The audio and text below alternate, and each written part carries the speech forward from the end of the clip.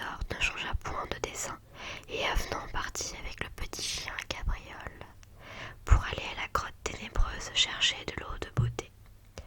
Tous ceux qu'il rencontrait sur son chemin disaient « C'est une pitié de voir un garçon si aimable s'aller perdre de gaieté de cœur. Il va seul à la grotte, et quand il ira, lui centième, il n'en pourra venir à bout. Pourquoi la princesse ne veut-elle que des choses impossibles ?» Il continuait de marcher et ne disait pas un mot, mais il était bien triste. Il arriva vers le haut d'une montagne où il s'assit pour se reposer un peu. Il laissa paître son cheval et courir Cabriole auprès des mouches. Il savait que la grotte ténébreuse n'était pas loin de là. Il regardait s'il ne la verrait point. Enfin, il aperçut un vilain rocher noir comme de l'encre, d'où sortait une grosse fumée, et au bout d'un moment, un des dragons qui jetait du feu par les yeux et par la gueule.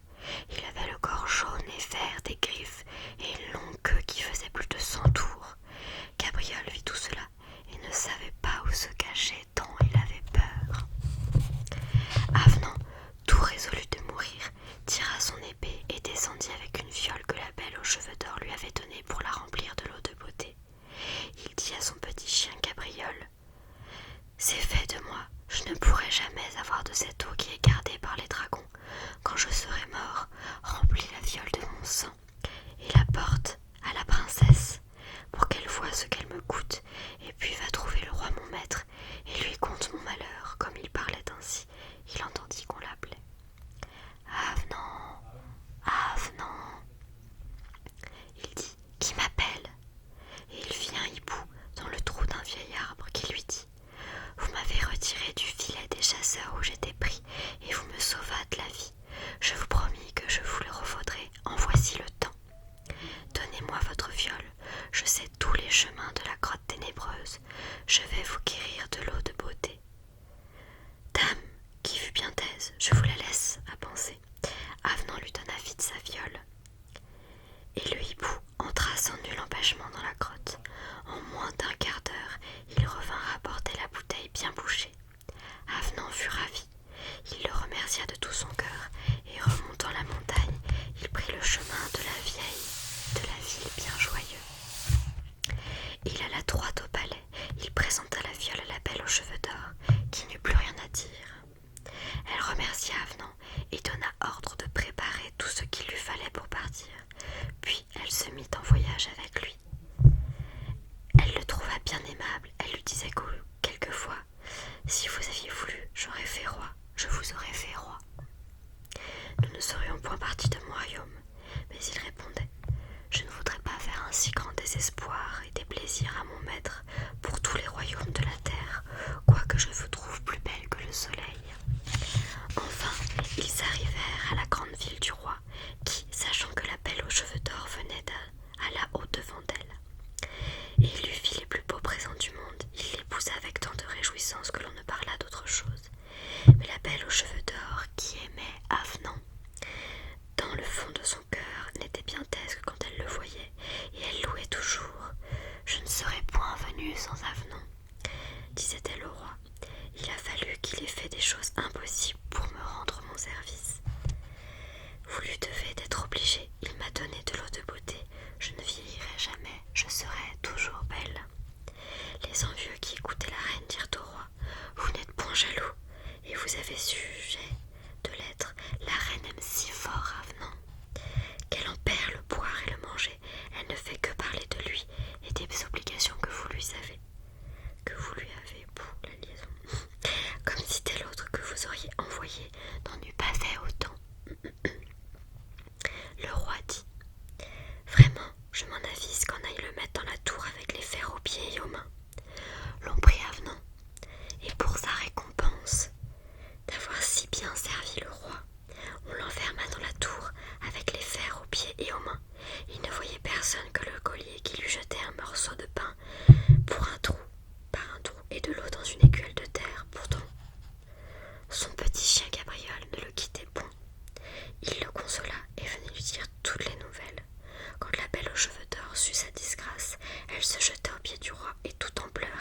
Elle le pria de faire sortir Avenant de prison. Mais plus elle le priait, plus il se fâchait, songeant ce qu'elle l'aime, et il n'en voulut rien faire. Elle n'en parla plus, elle était bien triste. Le roi s'avisa qu'elle ne le trouvait peut-être pas assez beau. Il eut envie de se frotter le visage avec de l'eau de beauté afin que la reine l'aimât plus qu'elle ne le faisait. Cette eau était dans la fiole sur le bord de la cheminée de la chambre de la reine. Elle l'avait mise là pour la regarder le plus souvent, mais une de ses femmes de chambre, voulant tuer une araignée avec un balai, jeta par son malheur la fiole par terre qui se cassa, et toute l'eau fut perdue. Elle balaya vivement et ne sachant que faire, elle se souvint qu'elle avait fui dans le cabinet du roi avec une fiole toute semblable, pleine d'eau claire comme elle était, l'eau de beauté. Elle la prit adroitement sans rien dire et la porta sur la cheminée de la reine. L'eau qui était dans le cabinet du roi servait à faire mourir les princes et les grands seigneurs quand ils étaient criminels.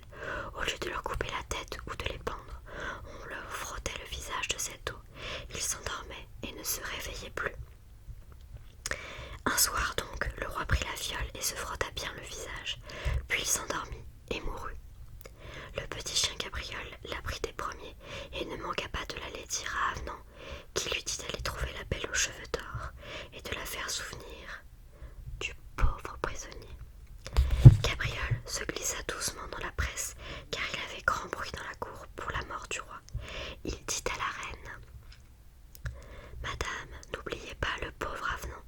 Elle se souvint aussitôt des peines qu'il avait souffert à cause d'elle et de sa grande fidélité.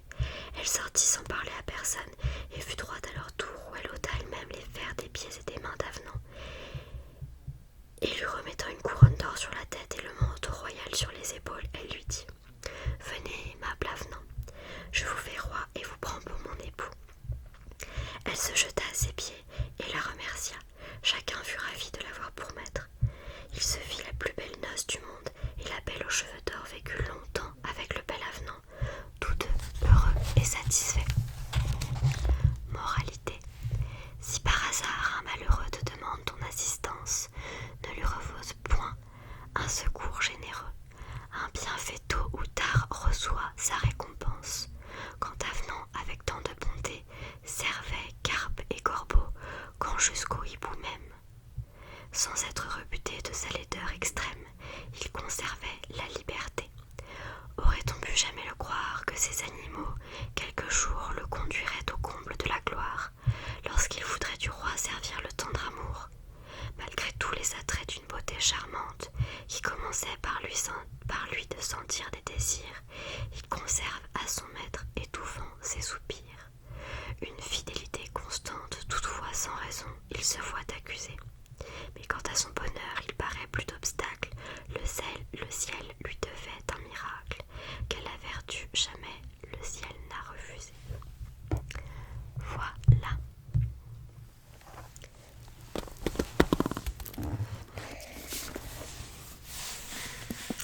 J'espère que cette petite histoire en 3 parties vous aura plu.